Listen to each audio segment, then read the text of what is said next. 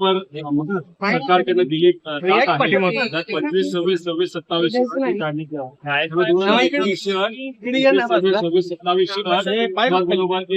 1 विमा सुद्धा शेतकऱ्याच्या बाजूचा देण्यात यावा. आणि येणारं वर्ष पाऊस यंदा कमी आहे असं सगळ्यांनी या ठिकाणी भविष्य वर्तवलेलं आहे आणि याच्यातच चांगला पाऊस पडते या ठिकाणी प्रार्थना. आपल्याला संपर्क झालेला आहे. कलेक्टर आणि आयजी यांच्याकडनं फोन आलेले आहेत. त्यांनी सांगितलेलं आम्ही वरिष्ठ नेत्यांची त्या ठिकाणी 100% बोलू. तुम्ही काय ते तोडगा आजच्या आज तिथं काढू. साधी सोपी मागणी आहे. आम्हाला याचं राजकारण करायचं नाही. राजकीय म्हणून आम्ही सर्वजण मिळून शेतकऱ्यांच्या वतीने करत आहोत. 2019 काढा आणि ज्याच्यामध्ये 50,000 रुपये जे आमच्या शेतकऱ्यांना तुम्ही मदत करणार आहात ती न देता डायरेक्ट 2 लाखाची मदत ही देण्यात यावी.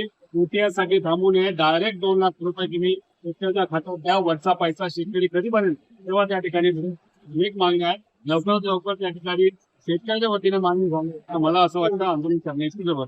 सरकार करायचं सामान्याचं सरकार आहे. नाही बघा जुना तरी शेतकरी नाराज आहे. येणार नाही येणार हे हालाच्या शेतकऱ्याला मजुरांना सुद्धा जाणार आहे.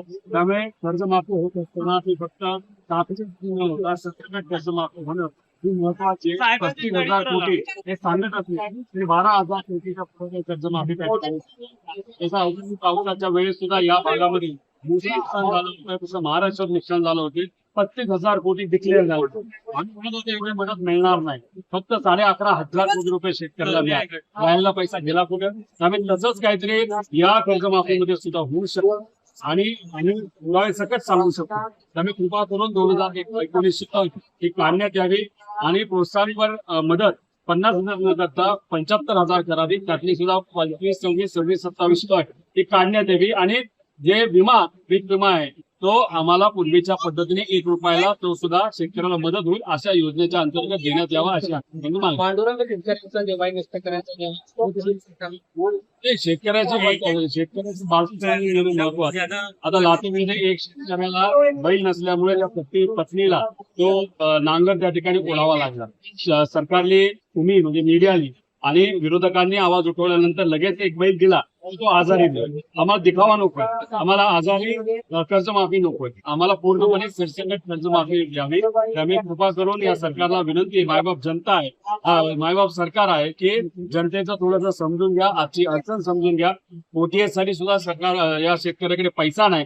याच्यात शेतकरी 1 रुपया सुद्धा भरू शकणार नाही. त्यामुळे सरसकट 2 लाखाची कर्जमाफी द्या आणि आमच्या शेतकऱ्याला आज या अडचणीतून काढा. दिवसाला 7 आत्महत्या ठिकाणी होत आहेत आणि ही योजना जाहीर झाल्यापासून आतापर्यंत 22 शेतकऱ्यांनी आत्महत्या दुर्दैवाने कर्जबाजारीपणामुळे केलेली आहे. त्यामुळे या शेतकऱ्याचं ऐकावं एवढी प्रामाणिक इच्छा. किती दिवसपर्यंत आपलं आंदोलन बघा सरकारने याची दक्षता घ्यावी अशी आमची विनंती आहे. जेवढं जमेल तेवढं आम्ही प्रामाणिकपणे त्या ठिकाणी करणारच आहोत. जेवढी आमची क्षमता आहे आमच्या म्हणजे आमची जेवढी ताकद आहे जेवढे किती दिवस लागले तरी आम्ही तिथं आंदोलन हे करून शेतकऱ्याचा आवाज सरकारपर्यंत पोहोचावा यासाठी प्रामाणिकपणे प्रयत्न. सरकारचे प्रतिनिधी म्हणून मुख्यमंत्री काही दिवसांमध्ये करणार आहे ते येण्यापूर्वी या सगळ्यांची व्हावं असं माझं मत आहे की त्याच्या आधी जर इथं त्यांनी निर्णय घेतला तर त्यांचं स्वागत करण्यासाठी हजारो शेतकरी तिथे उपस्थित राहतील. आम्ही सुद्धा त्यांचं स्वागत करू.